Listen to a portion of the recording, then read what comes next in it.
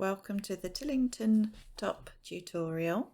The pattern link is in the description if you don't have it already. These are the centre front panels.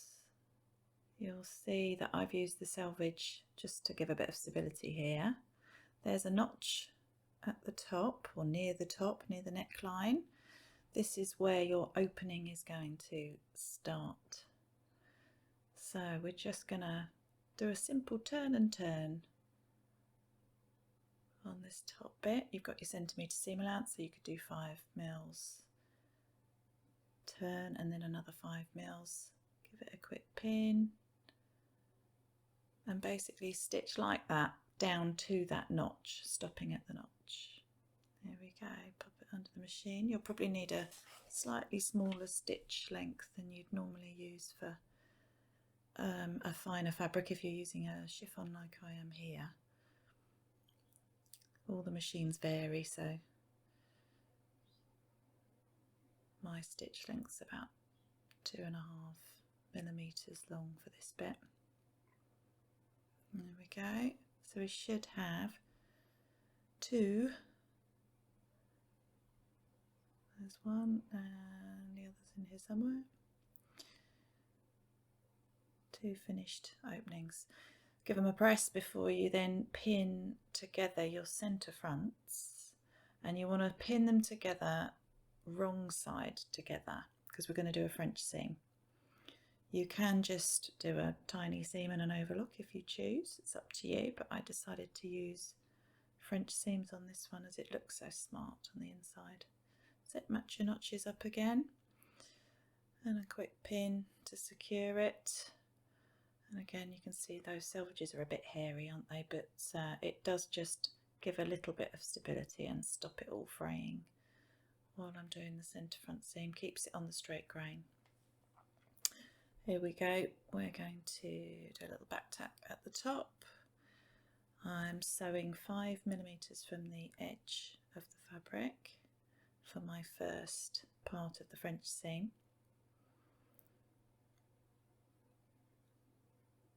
All the way to the bottom. Give it a trim. Trim that down to sort of 3 millimetres about, approximately. Trim it all the way along. Then we do some pressing. I always press my French seams as I go. This is the right side of the wrong side of the fabric, I beg your pardon. Now, and we've got the seam down. We're going to push the seam to one side and press the fabric on this side. That's it, and get that iron into the crease. So all the seam allowance, that tiny little bit of seam allowance, is pressed to one side. This should then mean when you pick it up, you can fold it and give it another press like so. And it should roll really easily so that you've got that stitch line right on the edge there. Give it another quick press. Then you're ready to do your final stitch for your French seam down your centre front.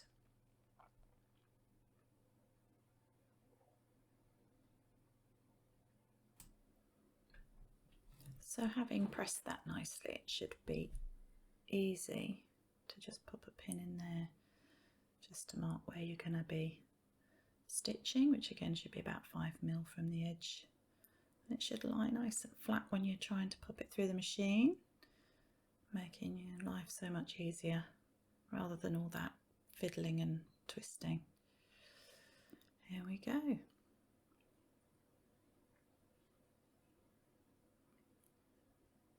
Quick back tack. A nice press. Look at that beautiful French seam down your centre front. That's the one that's going to be the most visible, so you want to spend as much time on that one and as you can and get it nice and neat. Fabulous. There we are. Looks lovely and neat on the inside then. Next we're going to pop some gathering threads in. Again, there's another notch on your neckline on the front. That is where your gathering stitches start. So longest stitch that your machine will do, and one row of stitching a centimetre in and one halfway between that stitch and the edge, which should be about 5mm, stopping at that notch.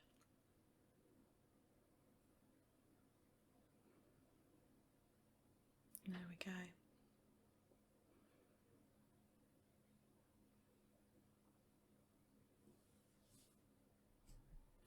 Shoulder seams.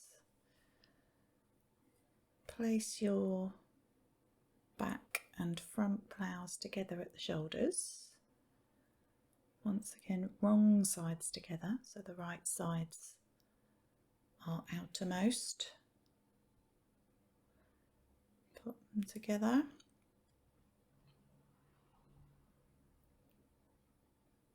Stitching 5mm from the edge again, which we'll then trim and press and turn like we did for the centre front seam.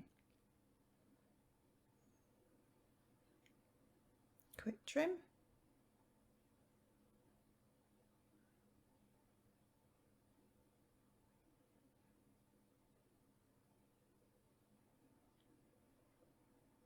Give it a press and then you can turn it neatly. So, and then again pop a pin in 5mm away from the edge. Obviously you want to do the same for the other shoulder.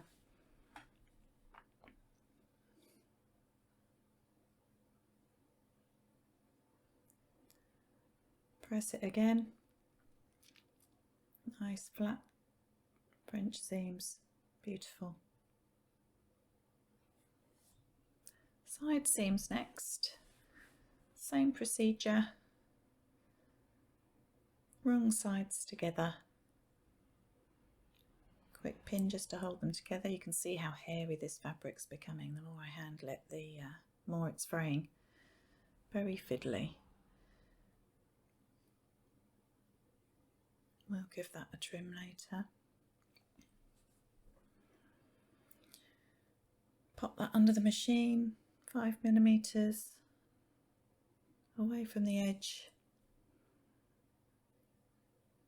before we trim it and press it as we have before for the shoulders and the centre front.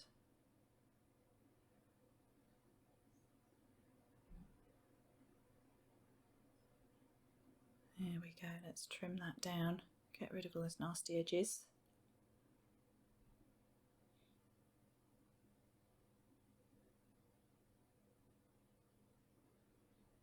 So trim it all the way down, pop it under the iron, back to sew, 5mm from the edge again to make that lovely French seam. That's the first side done. Repeat for the other side.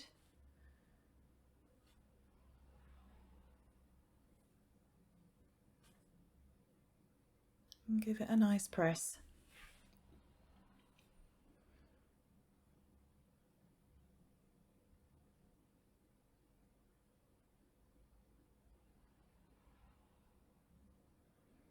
Next we're going to do the sleeves.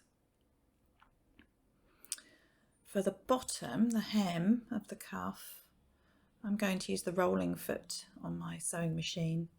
You probably have one with yours. If not, you can just turn and turn like this and just do a little stitch. The rolling foot will do that for you if you have one. Also called a hemmer foot, narrow hemming one. Just feed it through gently. It just makes a nice little narrow pin hem.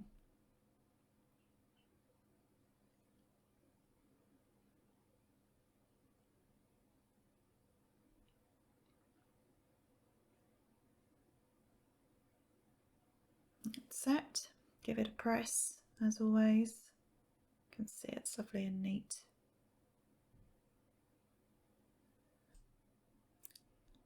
Shirring. This is my shearing elastic. I'm using a black one for this, and I'm hand winding the elastic onto the bobbin. You have to do it loosely, you mustn't stretch it while you're winding or you'll get the incorrect tension on your machine. But I find that one full bobbin will do both of these sleeves, so that's quite a nice amount. So pop it in your machine as usual. And basically I turn my stitch length up to 5 again, which is the longest mine will do, and just stitch. Your machine will do the rest. There we go, that's the first row. I've done that by resting the edge of the hem on the edge of the sewing machine foot. The next row I rest the original stitch line against the side of the foot and stitch again, and then I do it and repeat so that I've got 4 rows of shearing. This is what it should look like when it's done. So easy, so effective, it's so much nicer than regular elastic, I think. It's softer to wear as well, looks really pretty. Now, if like me you have tiny wrists, this will probably be a little too long to go around your wrist, so I'd say measure, and you can just pull these shearing elastics up, a bit like a gathering thread. Pull them all up by about the same amount, and then if you give it a nice stretch out, it sort of evens out the gathers, and then it can be whatever length you need it to be to fit comfortably around your own wrist. Bit fiddly, but again it makes a nice easy adjustment.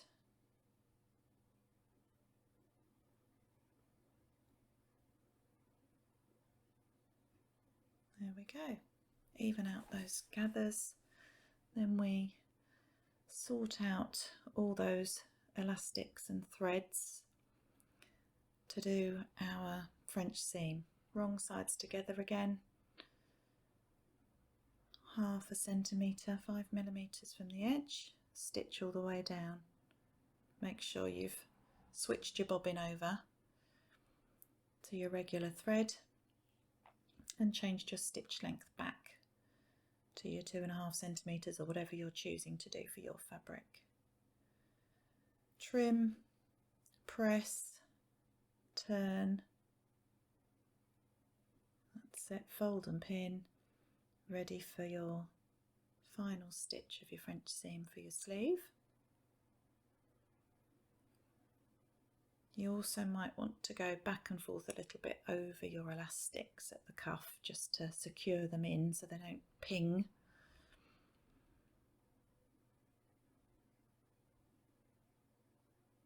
Excellent, that's one sleeve. Obviously repeat for the other one. Give it a press. Turn it through.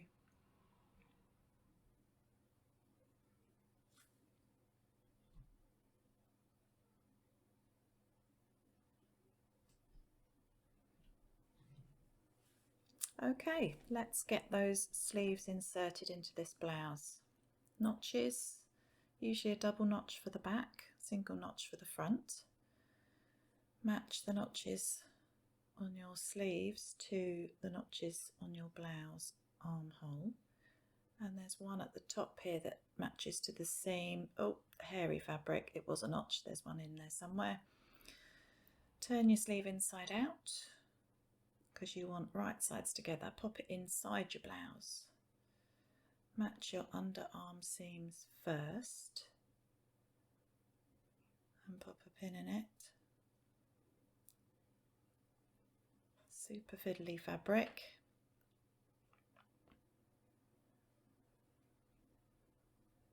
Then seek out your other notches.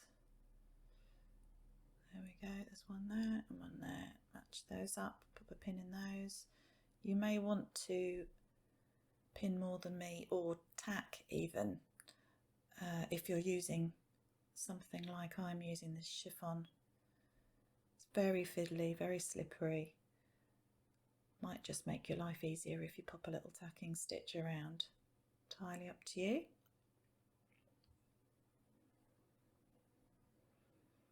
That's the top notch matched to the shoulder seam.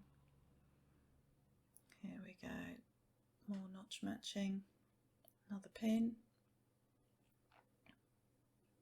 ready to sew. 5mm from the edge again.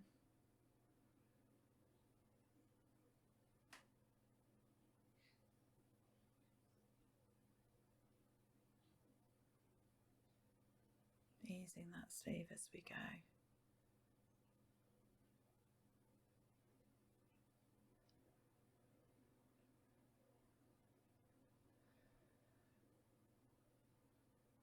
That's it. Again, it needs to be then trimmed down, pressed and turned. Here we are, very hairy sleeve. Give that a good old trim.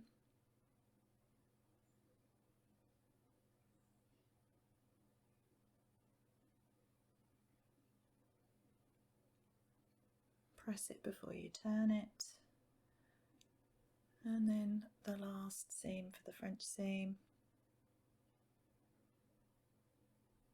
I always stitch my sleeves from the inside, as I find that easier than trying to go around the outside. So the sleeve part is uppermost and the bodice of the blouse is underneath.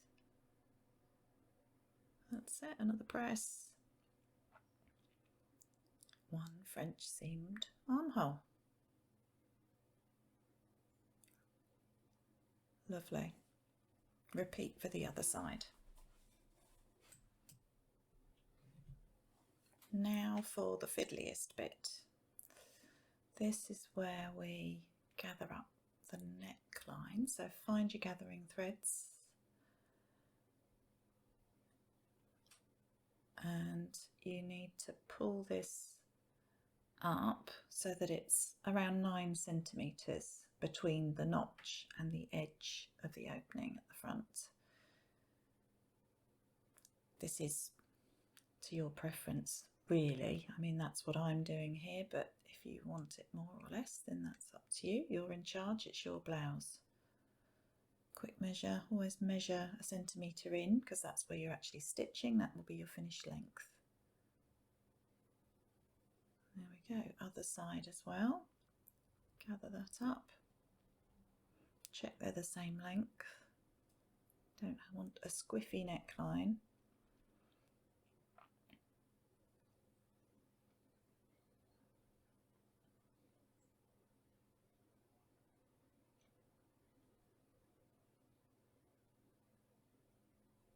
Make those gathers nice and evenly spread. Give it a quick measure again.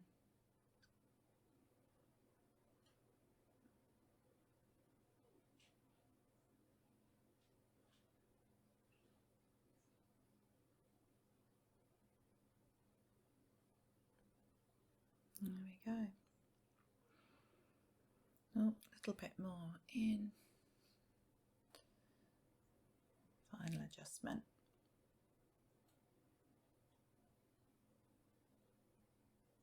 That's it.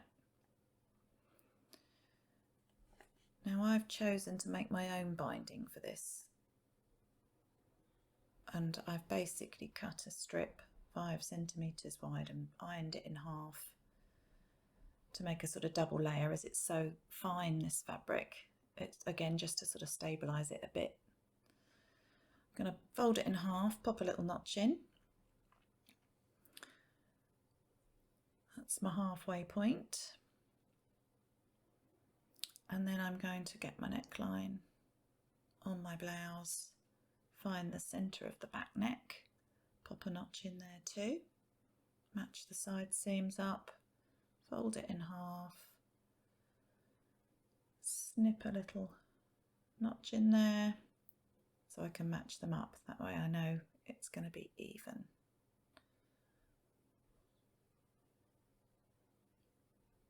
Now, if you're choosing to use shop bought bias, then you just have the one layer. Obviously you open it up and you'll stitch along the first fold in your bias.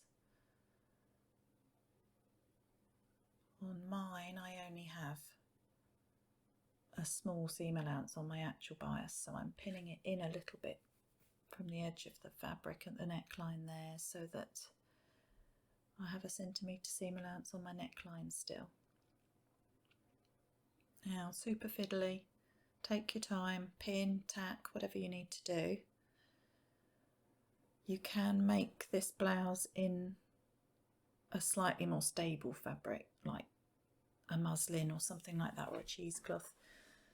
That would make it easier because they're slightly stickier fabrics, so that you don't get it slipping around quite so much. A bit less of a fiddle. I quite like it in this georgette as it hangs and drapes nicely, but it is the slightly more difficult option. Okay, I stitched that from the centre back out to the neckline at the front, the opening, and then I turned it around and stitched the other way. Trimming it down, get rid of all those hairy bits.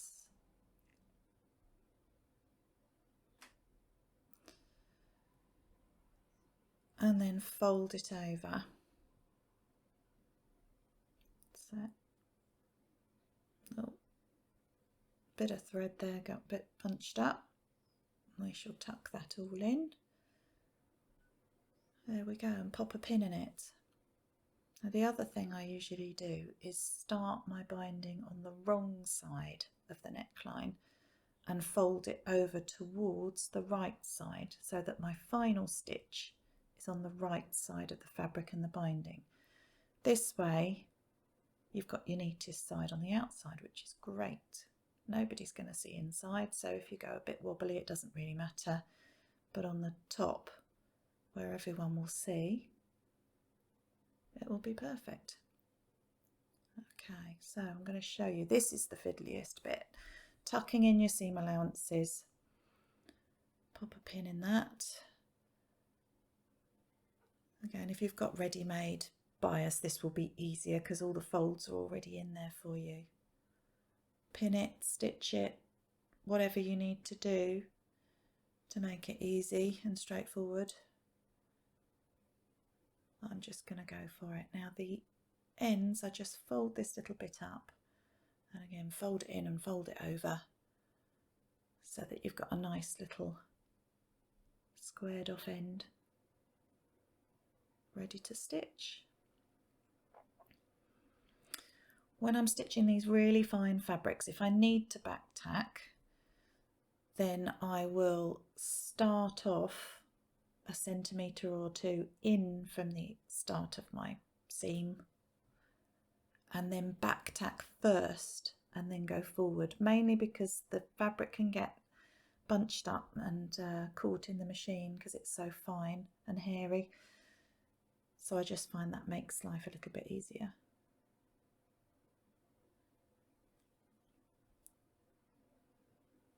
So folding it over, stitching it down.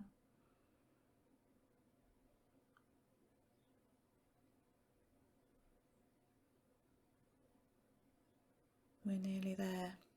There we go. That's how it should look.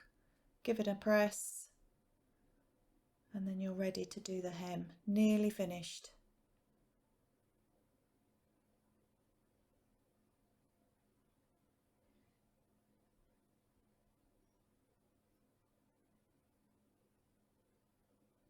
There we go. Tie that up. It's looking good.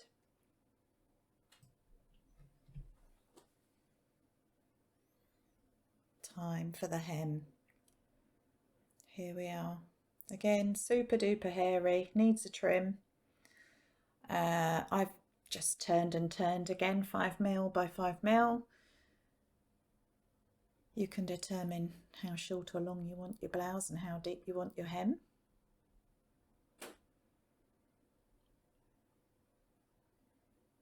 Just a simple turn and turn. Pop it under the machine.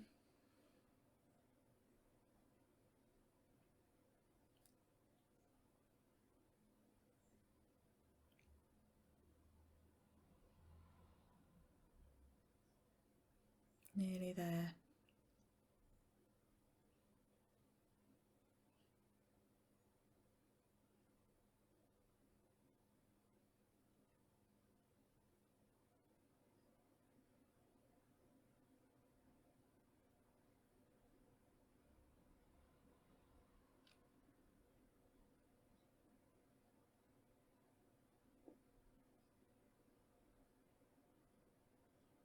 That's it.